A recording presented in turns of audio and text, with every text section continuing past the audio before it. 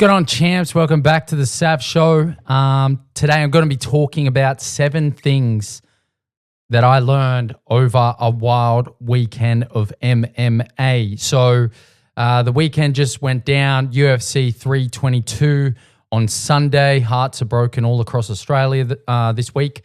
And then on Friday and Saturday night, Eternal 100 and 101 back-to-back. Lots of things to talk about.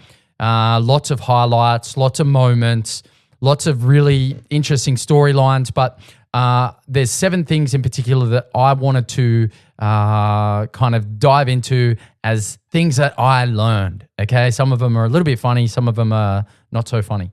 So just diving into it. Number one, the first thing I learned is the Australian MMA scene is absolutely insane in the amateur ranks. Now, obviously, the pro scene's great. You know, we're doing great on the Australian, on the international stage, but the amateur scene is absolutely bonkers. Now, I'm like a full-on purist whenever I watch any sport. Whenever I get into any sport, like I'm such a dork for cricket, for example, that I'll go down to the local park on a Saturday afternoon, and I'll just watch a random like 3rd or 4th grade game. I don't know who the fuck's playing. I don't know what's going on. I know nothing about these teams, but I love the game of cricket so much that I will go and watch fucking grade cricketers, park cricketers just play, right? And just observe and just kind of take in the game, right? And I feel the same way about MMA. The amateur guys, although I feel the same way about the MMA, the amateur guys are on such a high level. Now, I haven't been around the sport forever, but I've just noticed over the last couple of years, the skill level has been rising. Now, when they are 19, 20, 21, they are going into the cage trained like full-on professionals. They've got the skills, they've got the courage, the discipline, the technique, the cardio. Like this isn't something they kind of like randomly get into and are just going into the cage. No, all of these kids are genuinely like training, fighting like professionals. And I think we saw a really high level and great examples of that over the weekend. And it just really stood out to me. The first one that I want to kind of mention is Matej Azaliev. On Friday night, I didn't get to watch a fight, but I've been really high on this kid for a minute. I saw him fight on, I think, Proving Grounds like a year ago, and just the stone cold like courage that he showed in a really tough fight was really impressive to me. You know, it might be his Eastern European heritage. There's some cold MFers out there, but yeah, he just kind of walks forward, crisp. Boxing in the pocket, kind of stays there, doesn't retreat, kind of, you know, fights fire with fire. And he came off the back of a loss on a month or so ago on the Melbourne Fight Series, and he ended up winning with a pretty good kind of finish, ended up getting a performance bonus. And yeah, it was just a really impressive kind of bounce back after his most recent loss. And yeah, super impressive. A couple other standouts I saw, the Martin brothers, early on Eternal 101. Cooper Martin, I think, was up first. He won his fight, looked really good. Jay Martin, his twin brother, ended up losing his fight, but I think had lots of style points in the process. Like his striking was great, very innovative. He went up against Finn O'Keefe, who was a very different style. Finn O'Keefe, compact, boxing heavy. It was a super technical fight, like for 20-year-old amateur kids, at least to my understanding, super technical fight, very high level. Finn O'Keefe ended up getting the win, just showed that extra skill level, fighting out of scrappy, I believe. And yeah, his boxing, his pressure, and his ability to get Jay Martin down was enough to get the win. But super impressed by all of those guys for very different reasons. Tyson Martin, who then fought again after them, he was super impressive in his win as well. Like all the amateurs on 100 and 101, although I didn't watch every single fight, the ones that I did see, the level was so high. And then obviously capped off by the absolutely insane brawl between Lamb and Van Ingen. Fight of the night kind of style, just back and forth, both guys throwing bombs, neither of them taking a step back. And it honestly could have gone either way at any moment in time. Liam obviously seemed to be the kind of more sturdy, taking the shots a little bit better. But honestly, it could have gone either way. And that was an insane fight to round out the amateur kind of portion of the card. So yeah, first thing I learned, amateur scene in Australia is insane. Second thing I learned was George Mangos is a star. Okay, we already knew it, but I already knew it, but I had to relearn it. You know what I mean? We all know. Basically, he went over to Dana White Contender Series, a lot of hype. Ended up getting taken down, kind of controlled, and lost. And it was obviously a bittersweet thing for George. I don't know him personally, but I could imagine coming off the back of the hype that he had, going over there, losing in the way that he did, even though, and I remember this very distinctly, he was fighting right until the end. I think, I could see the belief in him that he could find a win even right up until the end of that fight. And he almost kind of found some momentum right at the end. Didn't get the kind of contract, but he came back here and he went up against Van Heerden, his first fight back for the strap, headlining Eternal 101. Now, Justin Van Heerden,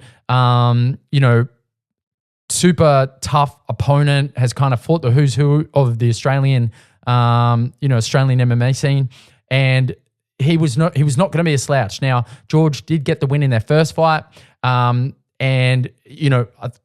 I suppose everyone thought it was going to be a little bit more of a closer contest. George went out there, totally ran through him, styled on him, and really, bounced back in a superstar way.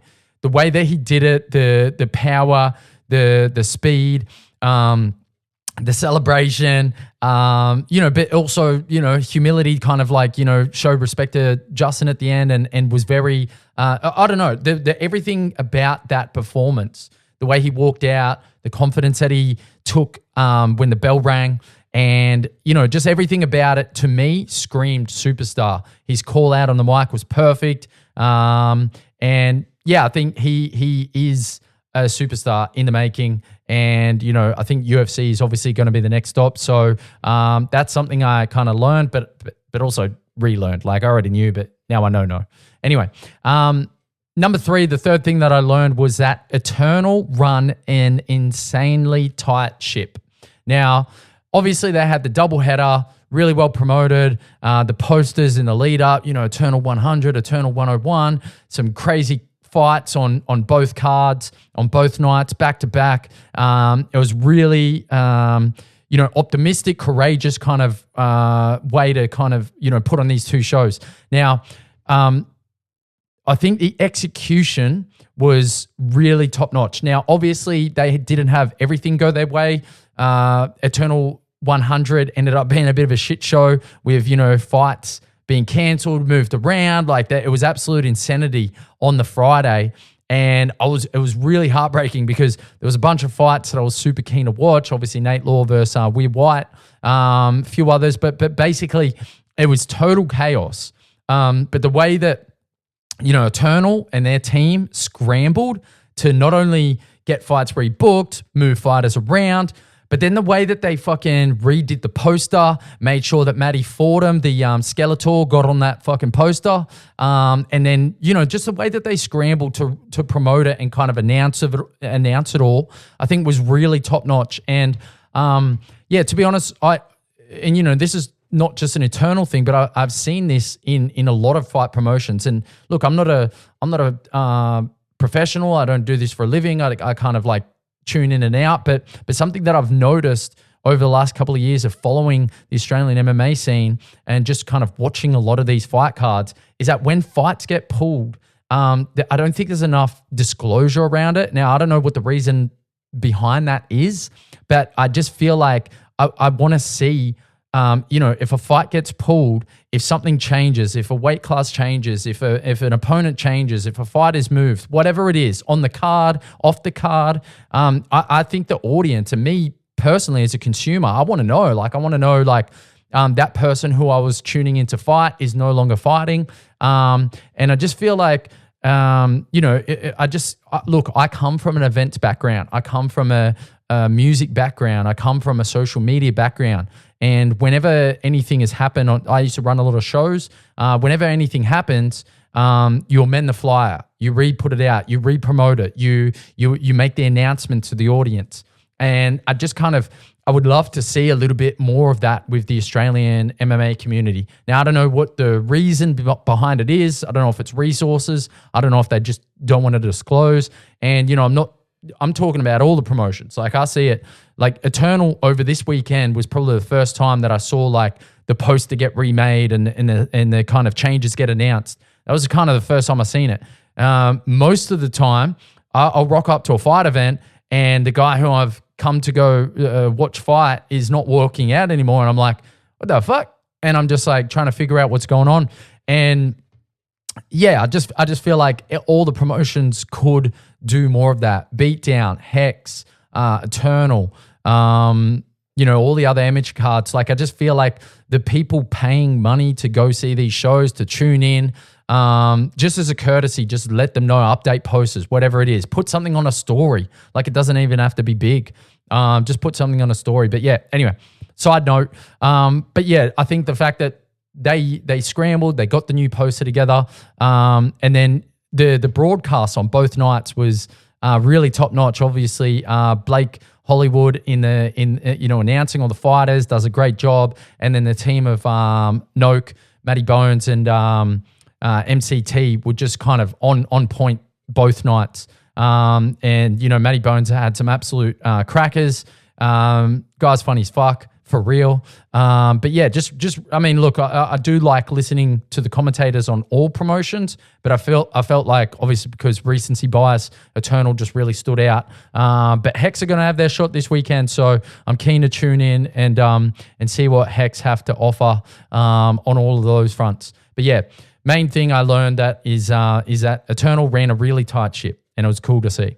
Now, the fourth thing that I learned is that you should not drunk bet while watching UFC because it is dangerous. Now, let me explain what I mean. I'm not talking about a lot of money. I'm not talking about anything necessarily bad happening, but it was kind of funny.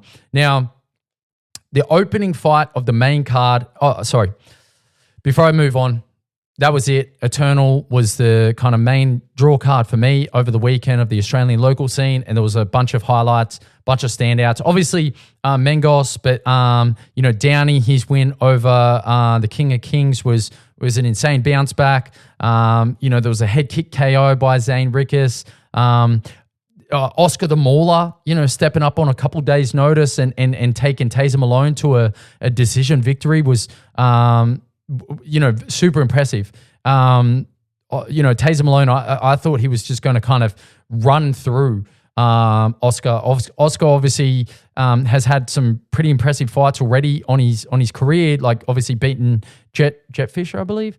But just kind of showing a lot more than his persona gives off. He kind of walks forward in a kind of dopey manner, but it's super effective. He just keeps coming forward, and he nicknamed the Mauler for a reason. I thought Malone, after coming off the Van Heerden loss, would have kind of ran through him, but Mauler, Oscar showed that he is he's built for that kind of that proper test at the top of the division. So yeah, really, really impressive stuff from him. But yeah, the whole weekend, lots of fighters, lots of cool fights, lots of moments.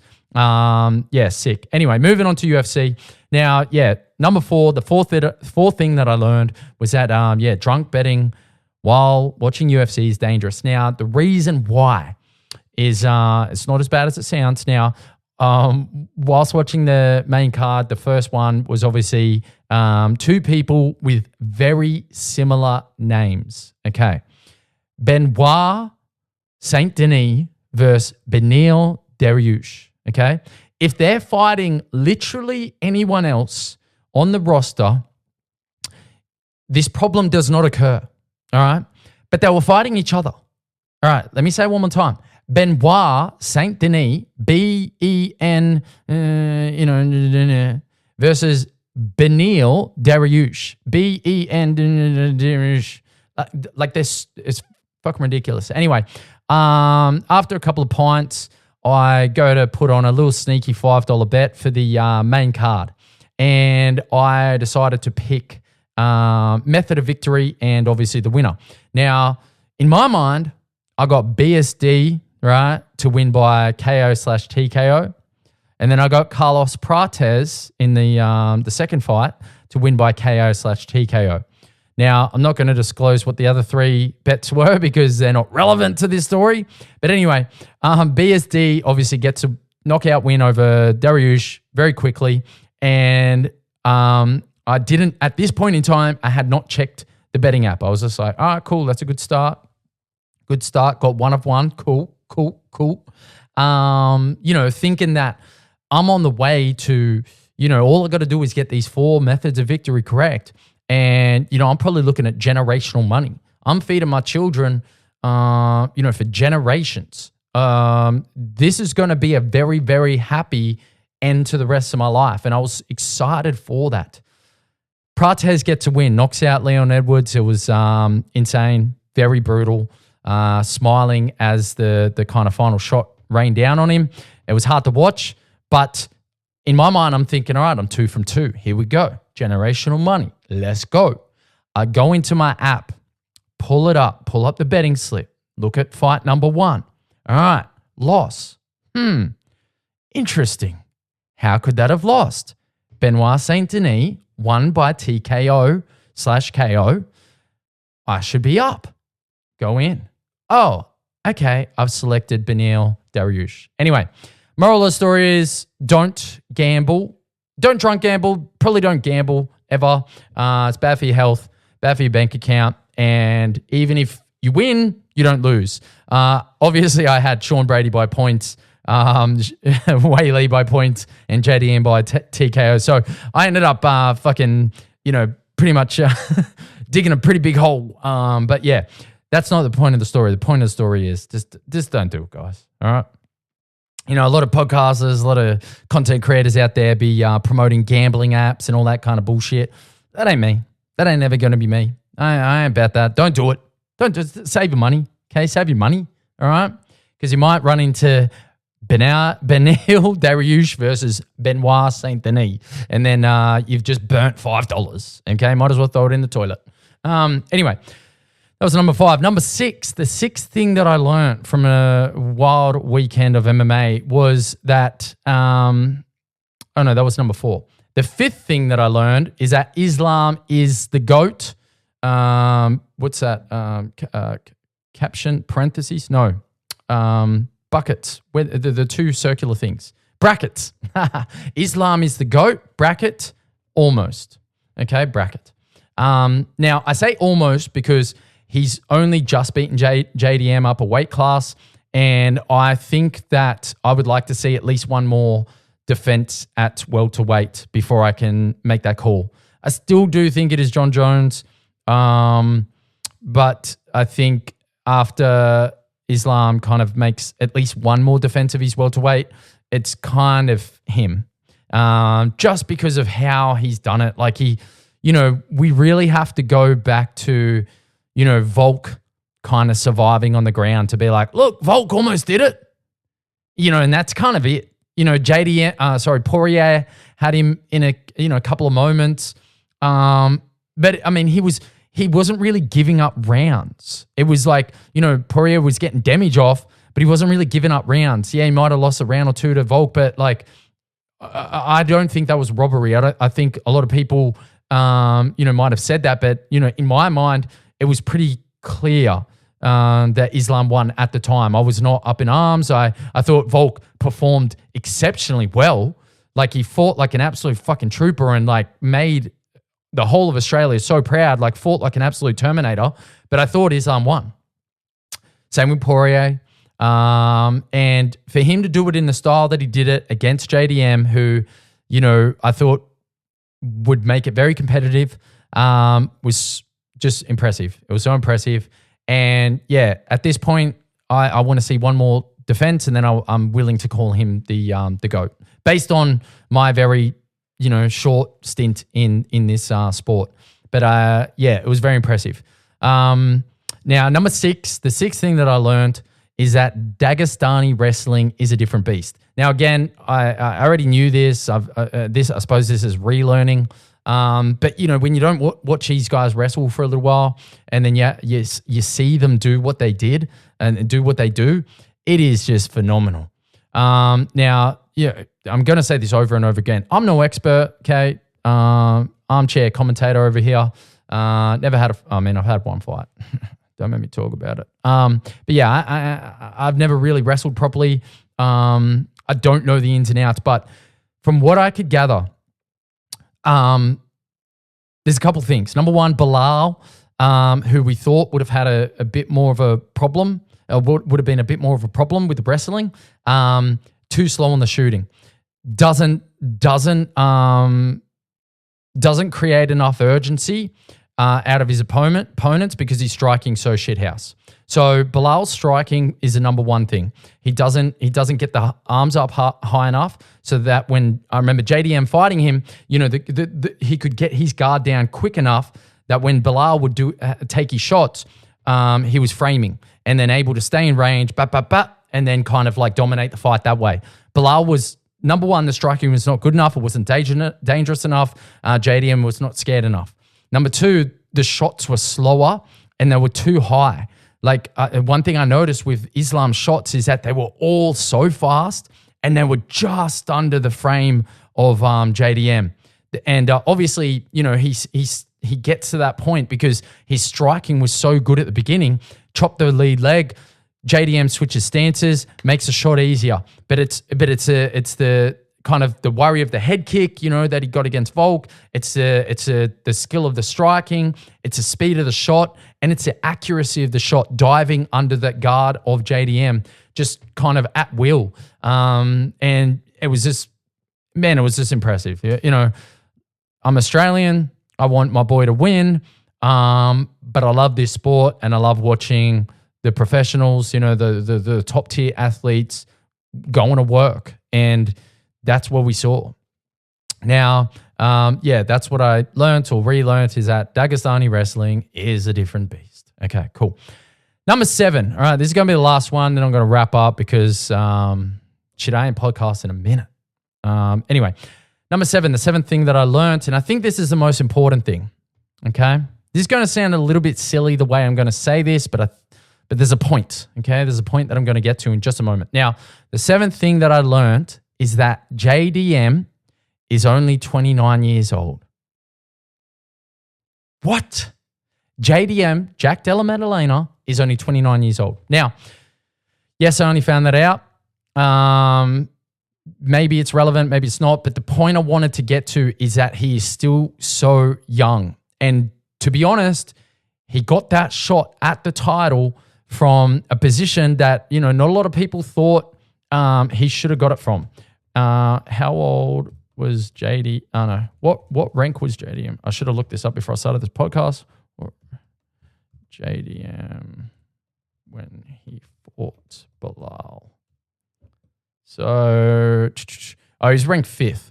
Okay, well that's actually higher than I thought. But I think a few people it was kind of more off the back of the way that the division kind of lined up, and not so much off of him kicking down the door to get his shot. Now, yes, he did beat Burns, he did beat Holland, he did beat Randy Brown, he did beat some great fighters, but Holland has shown that he's pretty touch and go with pretty much anyone ever. Gilbert Burns was definitely over his prime, and I'm not saying this to belittle what JDM did, but what I'm saying is that he got his shot based off of a few things kind of going on in the weight division to make it accessible. Not that doesn't mean he wasn't worthy, but he definitely wasn't next in line from what I gathered at the time. Now, he goes up, he gets a win. That's amazing. He fought like an absolute fucking professional, and he demolished Bilal, who a lot of people probably thought he was going to be a favorite. Now, the reason I bring up his age and all that stuff about the weight class and stuff is because now I believe is the time for his journey to actually start. Like, yes, he won that title. Yes, he was a welterweight champion, for a couple months. But I think that, all of those things combined are going to lead to a rejuvenated, stronger, he was already mentally insanely resilient anyway, but I think we're going to see a new level. That lesson, what he learned from Islam, and the thing that I want to kind of get to now to kind of highlight that is I'm going to read out the ages of a few recent champions who have gone on dominant runs, one that has not, but a few recent champions that have gone on dominant runs who have won their belt a little bit later in life.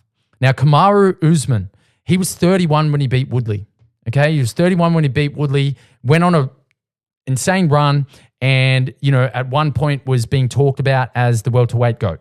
Okay, Henry Cejudo was 31 when he won his belt for the first time. He got double champ status. You know how the story goes. Khamzat Chimaev was 31 when he beat DDP. It was a demolition. He's potentially going to have a reign that could last for years. Aljamain Sterling was 31 when I think he beat Petr Yan, maybe. It was a DQ. I can't remember how it happened, but then he ended up winning a bunch of really good fights in a row and, was building his resume as well. Davison Figueiredo, 32 when he won the belt for the first time. Went on a pretty crazy run, the back and forth of Moreno, I wouldn't say he was dominant, but was pretty much at the top of the weight class for many, many years. Only till recently did he move up. Now, Merab has gone on an insane run over the last year and a half.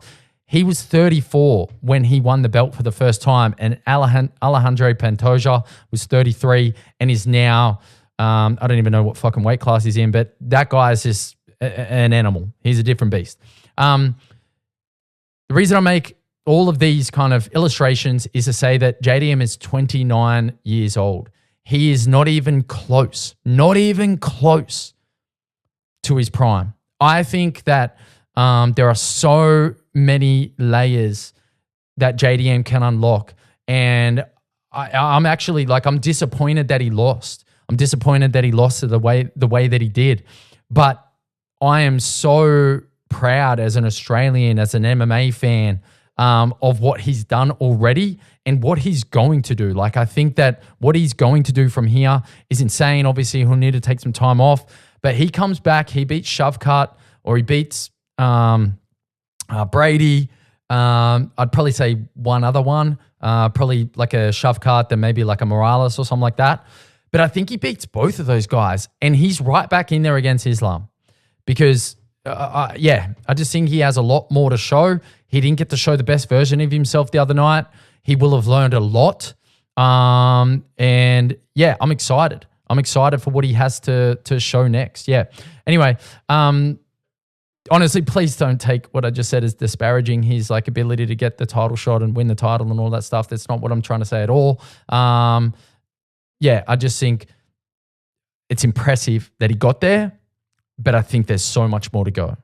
And that excites me. Anyway, that's it. That's all I learned.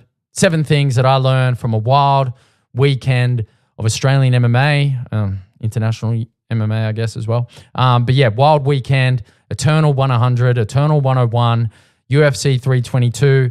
Man, how good was that card? Michael Morales, Prates, Benoit Saint Denis or Benel Derish, whichever way you want to put it. Bo Nickel. All the prelims are insane as well. Ethan Ewing coming up and beating Wellmaker. Oh fuck! What about that shit? Ewing, closer fight than I think a lot of people are saying. But I think the fact that Wellmaker was expected to steamroll made the gap between what was expected and what happened so much further. So it was actually a close fight. If you had no expectations leading into the fight, then you probably go, oh shit, close fight. But because of what was expected to happen and what did happen, it was worlds apart. And it made me think, and probably a lot of others as well, I saw Fight Plug kind of posted that Cody Haddon would have mauled this guy. And, I totally agree. Cody Haddon's boxing, Cody Haddon's fight IQ, his different methods of victory would have absolutely mauled Wellmaker on such a big stage and would have like really, really put him on the map as well. Especially after, Quillen doing what he did about a month ago. So yeah, crazy times for the world of MMA, Australian MMA especially. But yeah, they're the 7 things that I learned from a crazy, wild weekend of Australian and international MMA. Anyway, that's it. My name's Sav. Thanks for tuning in, guys. I'd say I'll catch you next week, but fuck, who knows when I'm going to make another one of these. Let's go.